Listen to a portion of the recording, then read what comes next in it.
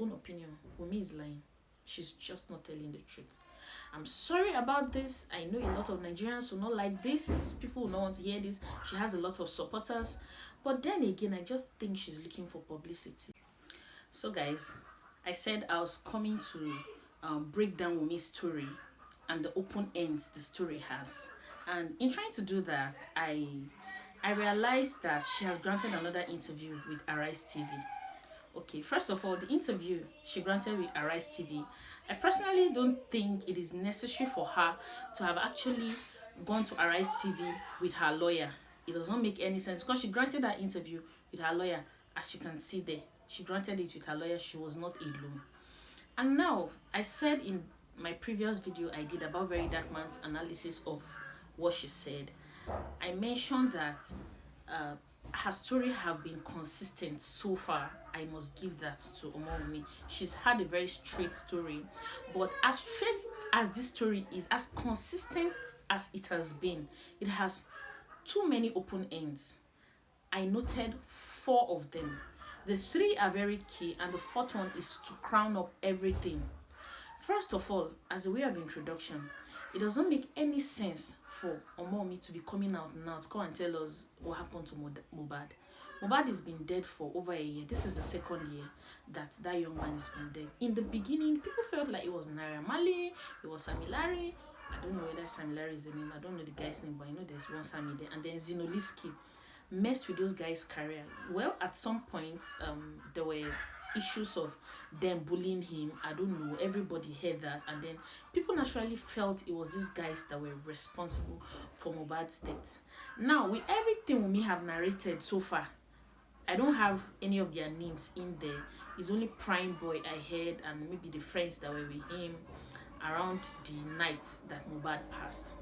Okay, number 1, Wunmi, you said he had a scratch and it was not much, and then he was treated that day and he became fine. Then there was now a swell. Okay, and then I started hearing nurse this, nurse that. In fact, it took a while. I had to go back, watch the video again to understand the place where the nurse came in and whose nurse actually gave him the injection, because you mentioned that Mohbad's personal nurse had traveled and was not in town, and that the friend now called his own personal nurse. Hey, nurse. Okay, I'll come back to the nurses thing just for the purpose of the general public and as a way of trying to maybe offer counsel. But again, 3 injections for a swell, because I don't think there was much pain again, because you mentioned that he was supposed to have a podcast that day, and if there was that much pain, because you said that he felt like, no, it's not necessary. Okay, it's just injection, let her come. So if there was much pain, there was no way he would have deliberated whether he should take the injection or not. For just a swell, 3 injections. Okay, if you're telling me maybe the first injection was antibiotics, let there not be infection.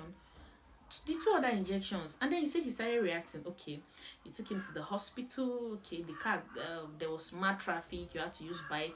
The nurse went with you people to the hospital, and then almost on arrival, the doctor declared him dead, that he had died.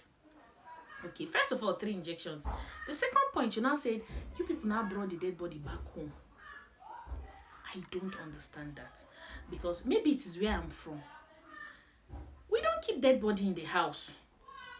Is the house now a morgue? You brought his dead body back to the house, and that was not all. Let me come back to the place of nurses where you mentioned a lot of nurses. You now called another nurse. This is a 3rd nurse you have mentioned. First, Mohbad's personal nurse. Second, his friend's personal nurse that he called to come and treat Mohbad. Then another nurse to try to revive somebody that you're telling us that a doctor had already declared dead. You called another nurse to try to revive. It doesn't make any sense. And now back to the nurses. Personally, any location that is not so developed, I don't like attending their private hospitals. Why? Because they are filled with auxiliary nurses. I don't have anything against the nursing profession, but I have a thing against auxiliary nurses and how they train them. A woman came to tell us one time that she took her baby to the hospital and they gave the baby 5 injections. The baby died. Okay, I'll be leaving the clip so you can see. Nurses. Auxiliary nurses, the difference between an auxiliary nurse and a proper nurse that went to school of nursing and got all the training, it's like the difference between a 7 injection for a 10.5 months old child. I don't get it. Nurse, can you tell me why you gave this boy 7 injections? What did you find out? nurses. Auxiliary nurses, the difference between an auxiliary nurse and a proper nurse that went to school of nursing and got all the training, it's like the difference between a vigilante in the village that has one local gun and a military personnel that have gone to military school and have actually learned the act of security. It's like the difference between a roadside mechanic and a mechanical engineer that studied in school for it. I don't know where people get this idea of, okay, I am a nurse, come let me train you. Those people, guys, learn it like handwork, because most of the times these are people that have failed WAEC. They are not going back to school again, so they now go to learn nursing like handwork. You see them doing stitches, you see them conducting deliveries. Maybe they will even go to one interior village and claim to be the doctor, open a small clinic there, and they are treating people. Okay, and you cannot tell me, Wunmi, that Mohbad cannot afford a personal doctor, because I was hoping to hear his personal doctor. Now, there was nowhere where any of you mentioned his personal doctor.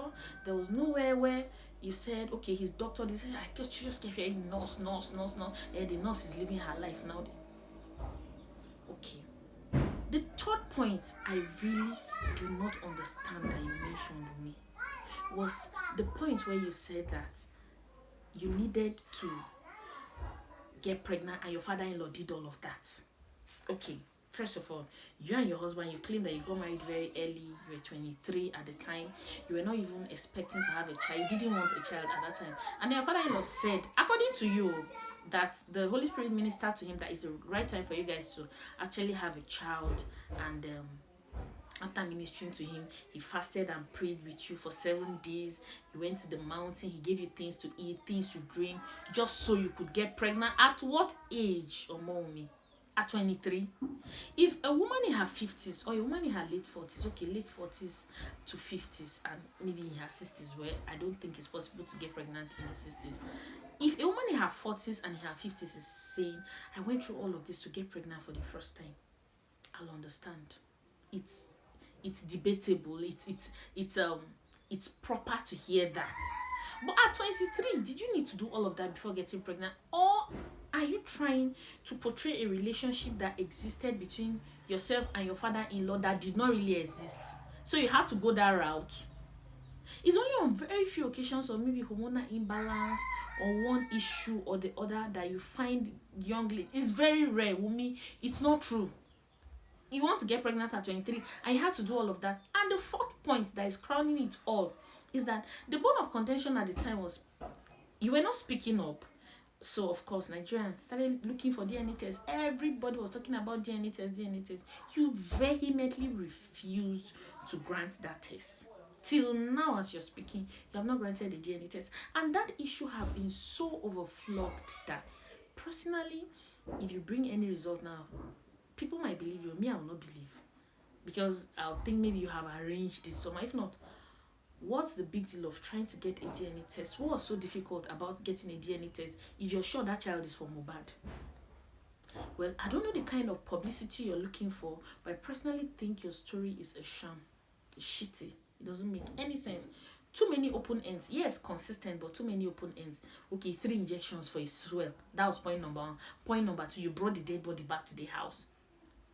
And you tried to use a nurse to revive the dead body that a doctor had declared it. Point number 3, that you had to do all that. Your father-in-law had to fast and pray, take you to mountains, give you things to eat, give you things to drink before you get pregnant at 23. And then to crown it all, the DNA test, you not granted it.